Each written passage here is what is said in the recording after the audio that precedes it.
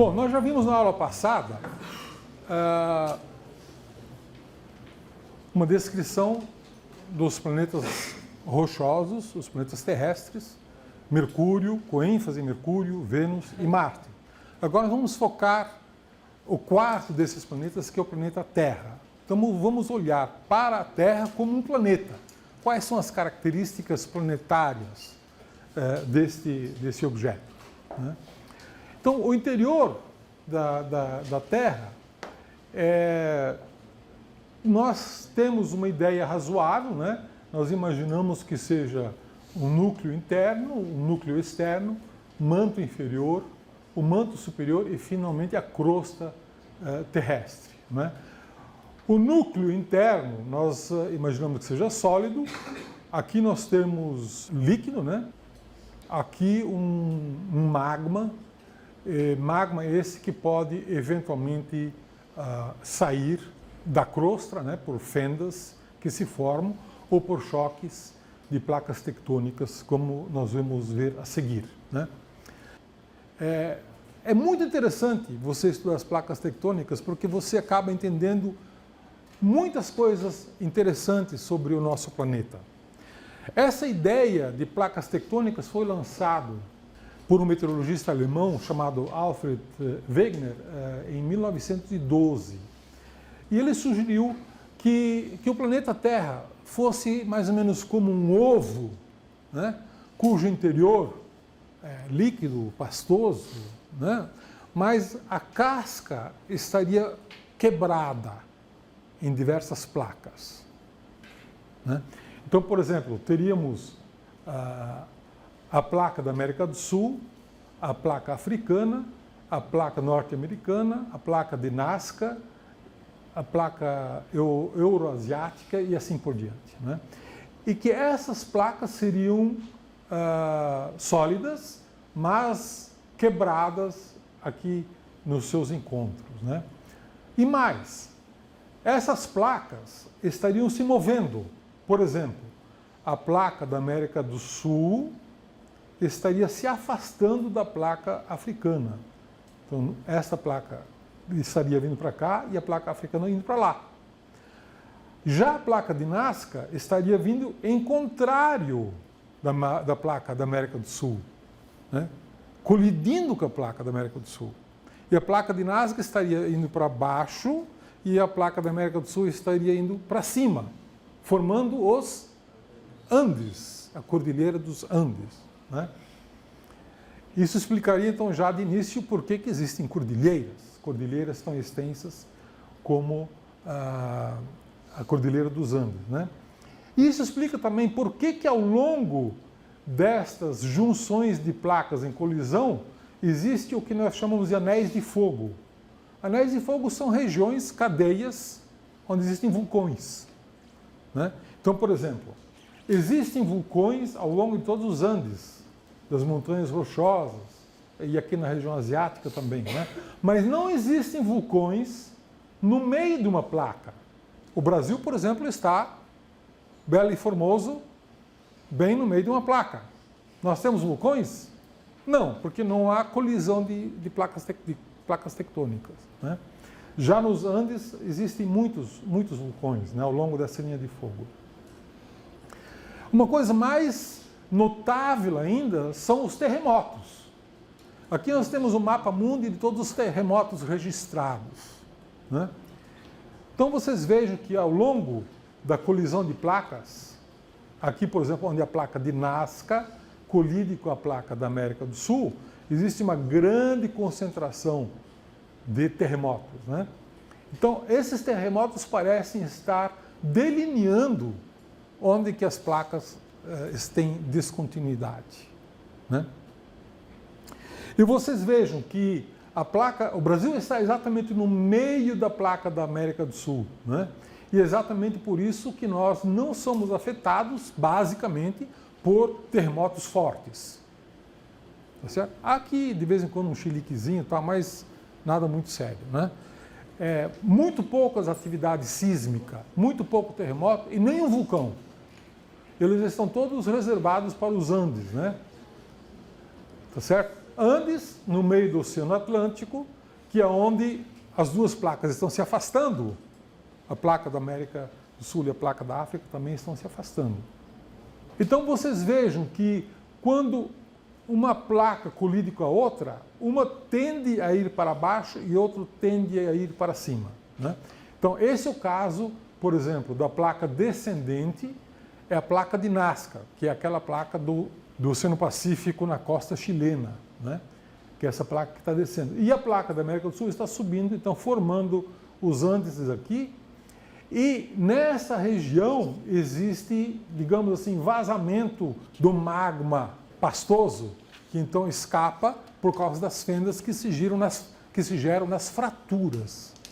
E quando ocorre uma fratura ou um ajustamento nessa colisão, é que você registra como um terremoto. Esses terremotos podem ser muito violentos e são acomodações nas colisões das duas placas. Então aqui você vê toda a Cordilheira dos Andes, né?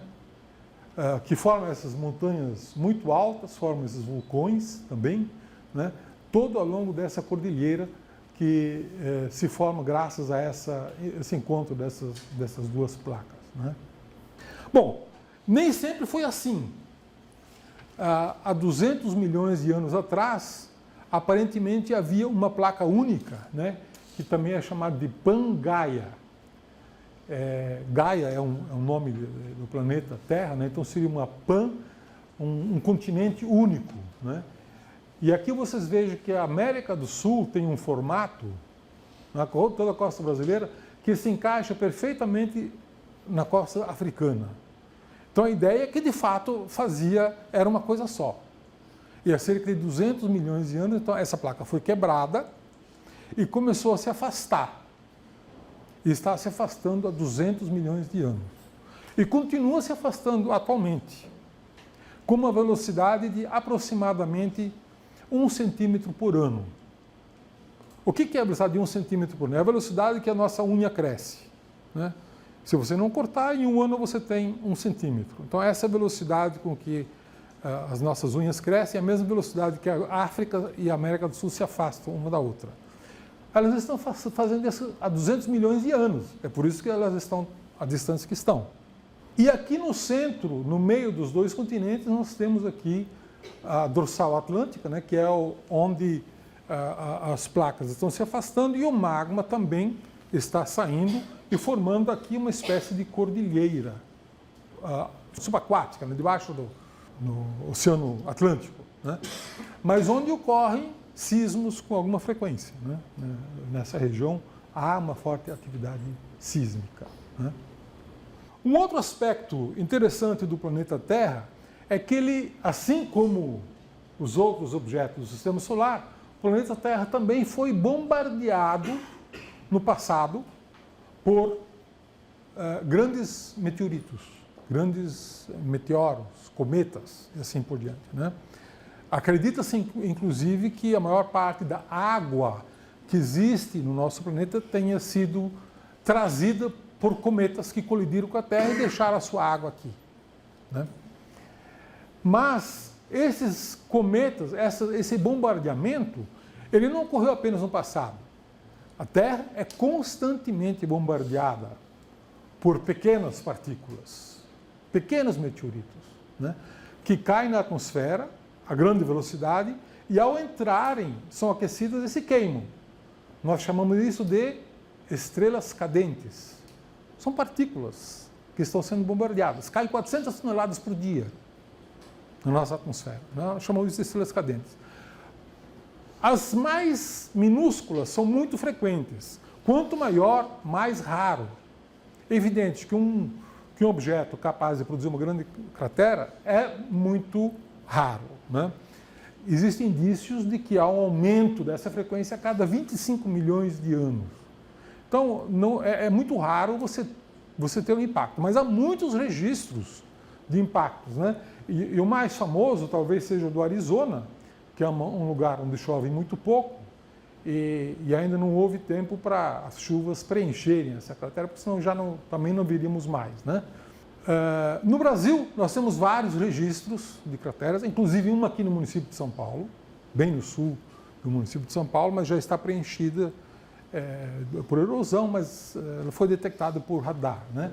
A mais bonita, mais visível, é a cratera da Serra da Cangalha, que fica no nordeste do estado do Tocantins, né?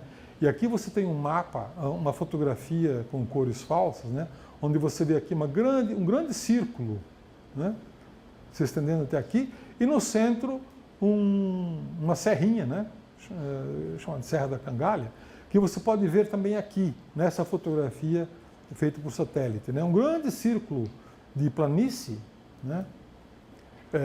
Com escarpas aqui laterais, você vê essas escarpas aqui, e aqui no centro uma coisa que subiu, né? Que é muito comum ver nas crateras da Lua e em outros planetas também, né? Essa é a Serra da Cangalha, no nordeste do estado do Tocantins. E a colisão mais popular atualmente foi a colisão do meteorito que matou os dinossauros, né? E que ocorreu há 65 milhões de anos. E nós sabemos hoje onde essa colisão ocorreu, que foi no México. Isso aqui é o México, aqui Estados Unidos, Flórida, Cuba, e essa é a província de Yucatán, né? E aqui existe o Chicxulub, é uma cratera chamada Chicxulub, né? na península do Yucatán, enorme, gigantesca, boa parte dela, na verdade, a maior parte dela é subaquática, está dentro do Golfo do México, né? Esta colisão foi de um meteorito de cerca de 10 quilômetros de diâmetro, muito grande, né? E o impacto foi equivalente a 5 bilhões de bombas atômicas de Hiroshima, né? Isso levantou uma enorme quantidade de terra, poeira no espaço e cobriu o planeta, um inverno muito prolongado que matou as plantas e, em consequência, animais, em particular todos os dinossauros, né? Que dominavam o nosso planeta até então, né? E aí, com o sumiço dos dinossauros, nós, os mamíferos, passamos a ser a espécie dominante e podemos nos desenvolver com mais liberdade. Todos os mamíferos de porte surgiram após a extinção dos dinossauros, né? Que ocorreram por uma colisão de um meteorito muito grande há 65 milhões de anos atrás. Atualmente, existe uma preocupação de que eventos dessa natureza possam voltar a acontecer. Esses eventos aconteceram muitas vezes na história da Terra. 65 milhões de anos é pouco tempo na história da Terra, que tem 5 bilhões de anos, né? E em passados mais remotos, 300 milhões de anos, 350, houve grandes extinções de massa, colisões provavelmente muito maiores do que essa, que mataram 2/3 de todas as espécies vivas, né? Essas extinções de massas foram registradas diversas vezes, né? Então isso poderia voltar a acontecer, evidentemente, é uma questão de probabilística, né? É claro que pode levar 1 milhão de anos, coisa do tipo, ou pode acontecer no ano que vem, né? Então os astrônomos têm uma linha de pesquisa que é levantar todos os corpos, todos os asteroides do sistema solar, mapear as trajetórias, calcular as trajetórias e identificar aqueles objetos que têm alguma trajetória no futuro que possa colidir com o planeta Terra, né? Isso atualmente já é uma pesquisa em estado bastante avançado e dentro de pouco tempo, alguns anos, menos de uma década, teremos um levantamento extremamente bem feito de todos os objetos, que são milhões, né, no sistema solar, e com as órbitas calculadas, né? E a ideia é que, se for identificado um desses objetos potencialmente perigoso, que se mande uma nave que de alguma maneira possa desviar a trajetória desses objetos para que não entrem em colisão com a Terra. Essa tecnologia, na prática, já existe, né? Já foram enviadas várias naves, por exemplo, que encontraram, teve naves que já pousaram em asteroides, né? Então, essa tecnologia de aproximação já existe. Claro, para desviar um bicho desses, requer mais do que uma simples aproximação. Mas talvez algumas bombas ou algum foguete acoplado que possa desviar o foguete, o objeto, da sua trajetória, desde que feito em tempo e com cálculos precisos, pode ser bem sucedido, né? Então isso é algo que atualmente é objeto de muita atividade de pesquisa, né? Campo magnético, né? O campo magnético da Terra é bastante intenso, né?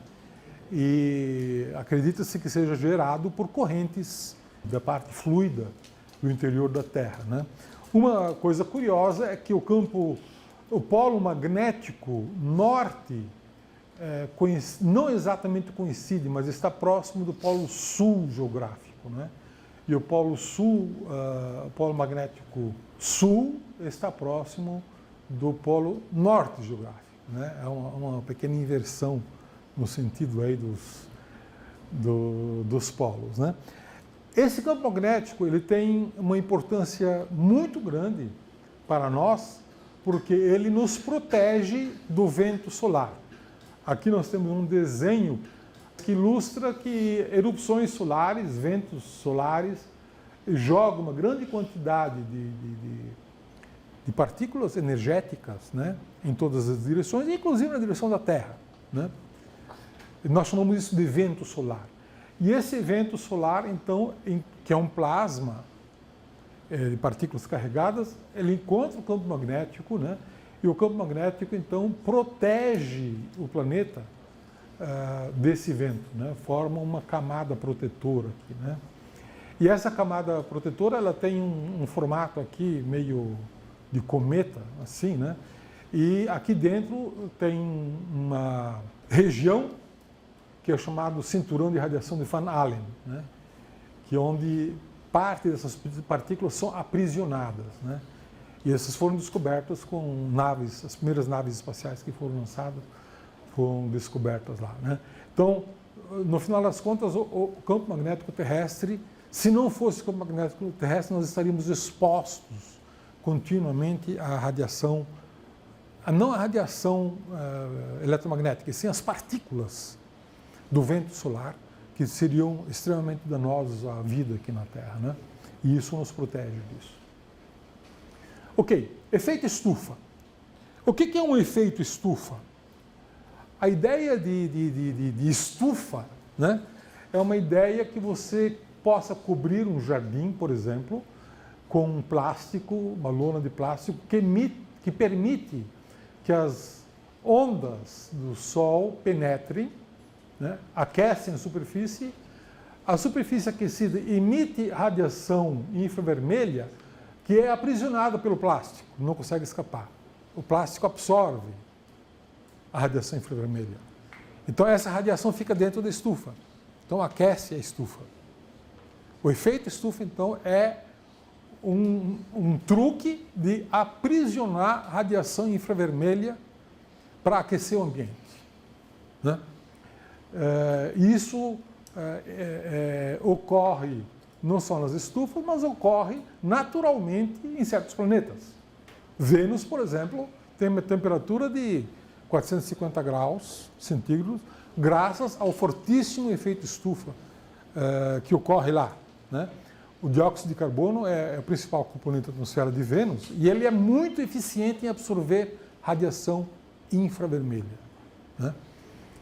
No caso da Terra, o principal absorvedor de radiação infravermelha e, portanto, a principal causa do efeito estufa natural na Terra é gás carbônico, né? Que é responsável por 55% do efeito estufa. Mas existem outros elementos, né? Amônia, metano, CFC, que também são responsáveis significativos. Mas o CO2 é o mais perigoso deles. Por que é o mais perigoso? Porque, apesar de existir em pequena quantidade na Terra, apenas de 0,03%, ele é muito estável como molécula. O CO2 é uma molécula muito estável. Então, todo o CO2 que você eventualmente jogar na atmosfera, ele vai ficar na atmosfera por muito tempo. Enquanto que metano e outras partículas, que podem ser individualmente mais prejudiciais, mas têm uma duração menor. Ele é destruído mais rapidamente, né? Então, o CO2 é o grande problema atualmente. Não que o CO2 fosse um problema originário. Por quê? Porque o efeito estufa é muito benéfico para nós, o efeito estufa natural, né? Se não houvesse efeito estufa no planeta Terra, a temperatura média do planeta Terra seria de 38 graus abaixo de zero. E seríamos um planeta congelado. O que mantém a temperatura da Terra a níveis confortáveis é exatamente o efeito estufa, né? E o principal ingrediente é o dióxido de carbono. E a concentração do dióxido de carbono tem variado naturalmente ao longo da história do planeta, né? Nós temos aqui um gráfico que mostra a concentração em partes por milhão do átomo, da molécula de dióxido de carbono, 200 partes por milhão, 300 partes por milhão, 400 partes por milhão. Ao longo dos últimos 400 mil anos, houve uma variação cíclica, né? Natural. E essa variação cíclica está associada às idades do gelo, né? Idade do gelo e a concentração de dióxido de carbono estão associados, né? E vocês vejam que ela oscilou de 200 partes por milhão até 270 partes por milhão, mas nunca fora disso.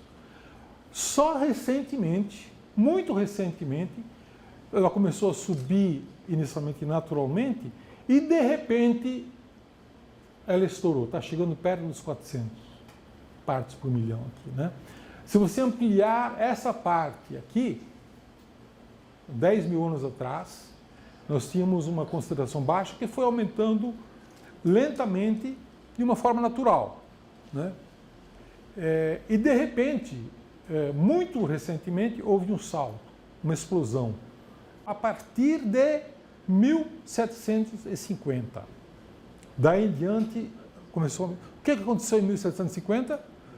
A Revolução Industrial. A Revolução Industrial foi exatamente quando o homem começou a queimar carvão mineral, extrair carvão fóssil, queimar, o que jogou o produto da queima, dióxido de carbono, para a atmosfera. Então, alterou a concentração do dióxido de carbono na atmosfera.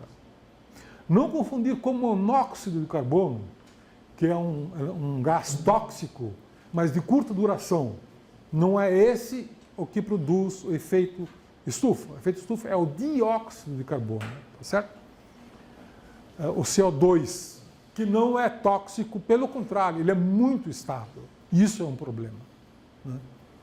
Então, com a Revolução Industrial, nós começamos a passar de alguma coisa de 250 partes por milhão, estamos chegando perto dos 400 partes em 1 milhão.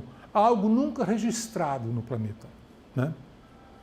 Curiosamente, desde que se mede a temperatura do planeta Terra, a temperatura que durante um certo tempo, de 1860 até 1950, a temperatura oscilou um pouco. Vocês vejam que em vermelho aqui estão as médias, né? Mas, nas últimas décadas, a temperatura simplesmente não para de crescer, não para de subir. Então, hoje nós já temos uma temperatura de aproximadamente 0,7 graus acima da média inicial aqui, né? E isso é extremamente preocupante. porque pode ser uma evidência de que o efeito estufa natural, benéfico e desejável esteja sendo alterado pelo excesso de emissão de dióxido de carbono que as nossas atividades humanas estão lançando na atmosfera, né? E é muito preocupante porque esse dióxido de carbono é muito estável. Nós não temos como destruir o dióxido de carbono, não temos como recuperar ou pegar o dióxido de carbono e jogar para onde nós tiramos o petróleo, né? Não há como fazer isso, não há tecnologia para isso. Então, nós estamos, de uma forma, digamos assim, bastante irresponsável, continuando a jogar dióxido de carbono na atmosfera e alterando, certamente, a concentração do dióxido de carbono de uma maneira que nunca foi registrado até hoje, né? Ao longo dos 400 mil anos que há registro, né? E elevando a temperatura a níveis perigosos, com consequências que nós ainda não sabemos muito bem quais são, mas tudo indica que alterações dramáticas do clima são previstos pelos modelos de alteração do efeito estufa causado por um excesso de dióxido de carbono, né? Só lembrando para concluir que dióxido de carbono é a molécula mais importante para o efeito estufa, mas não é a única, né? Existem várias outras moléculas que também contribuem para isso, né?